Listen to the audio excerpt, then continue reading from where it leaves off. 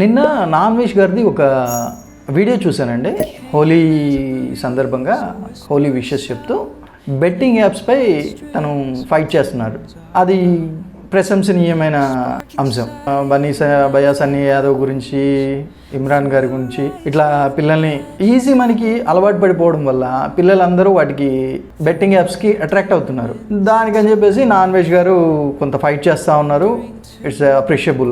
కాకపోతే ఏంటంటే ఈ మాట్లాడే సందర్భంలో తన పేషెన్స్ని కోల్పోతున్నట్టు అనిపించింది.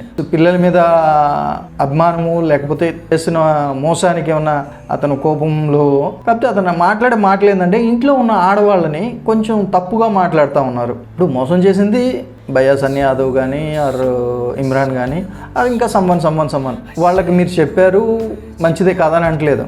వాళ్ళ ఫ్యామిలీ లేడీస్ని కొంచెం తక్కువ చేసి మాట్లాడడం, కొంచెం వల్గర్గా వర్డ్స్ మాట్లాడుతున్నారు. వీళ్ళ అమ్మగారు చార్మినార్ దగ్గర వ్యభిచారం చేసేవారు. అరే ఇమ్రాన్ భాయ్ తెరా మా పసంద్ హై నా మరేగాతో క్యా హోగా బీబీ రాక్ హిందూనా ఓ మరేగాతో కొంచెం ఆచితూచి కొంచెం మాట్లాడితే, ఎందుకంటే మీ ఛానల్లో మిలియన్స్ ఆఫ్ వ్యూస్ వస్తూ ఉంటాయి.